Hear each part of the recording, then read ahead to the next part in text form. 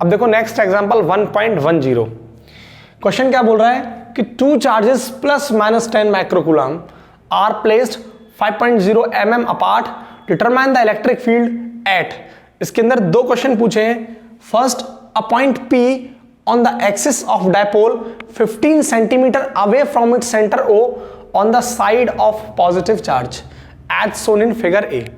यानी figure A में ये बोल रहा है हमसे कि आपके पास दो चार्ज है, -10 माइक्रोकूलम और +10 माइक्रोकूलम, यानी डायपोल की कंडीशन बन रही है। ठीक है, और इनके बीच का जो सेपरेशन है, दोनों चार्ज के बीच का जो सेपरेशन है वो 5 mm है, और दोनों चार्ज के बीच का एक मिड पॉइंट है O। उस मिड पॉइंट O से इस P पॉइंट तक की जो सेपरेशन है वो 15 सेंटीमीटर है। तो इस P पॉइंट पर नेट इलेक्ट्रिक फील्ड कैलकुलेट करना है, कितना एग्जिस्ट करेगा। तो मैंने आपको एक्सप्लेन कर रखा है कि किसी भी एक्सियल कंडीशन पर इलेक्ट्रिक फील्ड कितना होगा। ठीक है, तो ये जो कंडीशन बन रही है वो कैसी बन रही है, डायपोल की एक्सिस पर, यानी एक्सियल की कंडीशन बन रही है। ठीक है, आगे देखो बी के अंदर हमसे पूछा है कि a point Q 15 centimetre away from O on a line passing through O and normal to the axis of dipole as shown in figure B. यानी फिगर बी के अंदर हमसे बोला आपके पास यही -10 और +10 माइक्रोकूलम चार्ज है। ठीक है, तो डायपोल की कंडीशन बन रही है, और इनके बीच का जो सेपरेशन है वो 5 mm है, और इसका जो मिड पॉइंट है यहां से एक परपेंडिकुलर ड्रॉ किया है, ये Q पॉइंट पर हमें क्या बताना है, नेट इलेक्ट्रिक फील्ड बताना है जब इस मिड पॉइंट O से इस Q तक की सेपरेशन वो कितनी हो, 15 सेंटीमीटर। तो ये कौन सी कंडीशन बन रही है, किसी डायपोल पर जब परपेंडिकुलर ड्रॉ करते हैं तो वो कौन सी कंडीशन बनती है, इक्वेटोरियल की कंडीशन। तो यहां हम इस पॉइंट पर इक्वेटोरियल की वजह से इलेक्ट्रिक फील्ड कैलकुलेट कर सकते हैं। ठीक है, तो देखो सॉल्यूशन। फर्स्ट, यहां अगर आप देखें इनके बीच का जो सेपरेशन है, डायपोल के बीच का जो सेपरेशन है, यानी सेपरेशन जिसे मैं 2a बोल रहा हूं, ठीक है, वो कितना है, 5 mm है। इसको मीटर में कन्वर्ट करूंगा तो कितना हो जाएगा, 5 × 10⁻³ मीटर। ठीक है, दूसरा O पॉइंट से P पॉइंट तक की जो बीच की डिस्टेंस है वो 15 सेंटीमीटर है, जिसे मैं R बोल रहा हूं। क्या बोल रहे हैं इसे हम R बोल रहे हैं। ठीक है, तो R जो है वो है 15 सेंटीमीटर, जो डिस्टेंस है मिड पॉइंट O से P पॉइंट तक के बीच की। इसको जब मीटर में कन्वर्ट करेंगे तो कितना आ जाएगा, 10⁻² मीटर।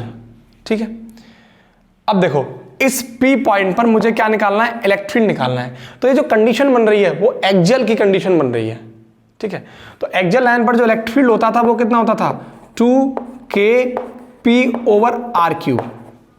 ठीक है, तो 2 × k की वैल्यू कितनी होती है, 9 × 10⁹, और P मतलब इलेक्ट्रिक डायपोल, तो P = Q × 2a। तो डायपोल मोमेंट की वैल्यू कितनी आ गई, Q × 2a। और देखो Q कितना है, 10 × 10⁻⁻⁶, और 2a कितना है, 5 × 10⁻³ अपॉन r³। r कितना है यहाँ पे, 15 × 10⁻² का होल क्यूब।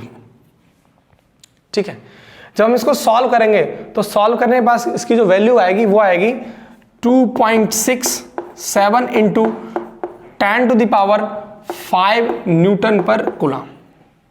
ठीक है, अब ये तो इलेक्ट्रिक फील्ड एक वेक्टर फिजिकल क्वांटिटी है, तो ये तो हमारे पास इसका मैग्नीट्यूड निकल के आ गया।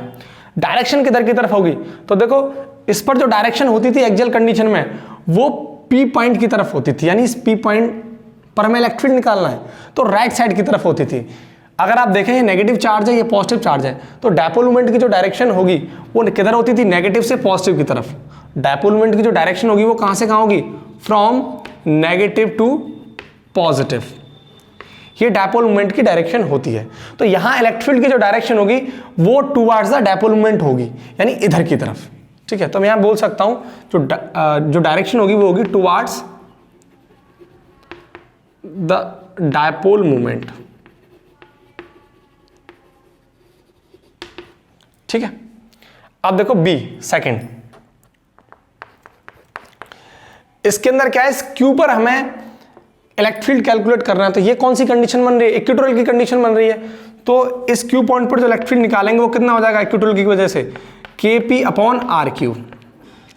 ठीक है, अब देखो k की वैल्यू कितनी है 9 इंटू 10 पावर 9 और p कितना है p बराबर q इंटू 2 है, तो q की वैल्यू 10 इंटू 10 पावर माइनस 6 और 2a कितना है 5 इंटू 10 पावर माइनस 3, तो ये आ जाएगा 5 into 10 power minus 3 upon r cube, और r इतना है 15 सेंटीमीटर, तो ये हो जाएगा 15 into 10 to the power minus 2 का होल क्यूब, यानी ये इसका जस्ट हाफ हो गया।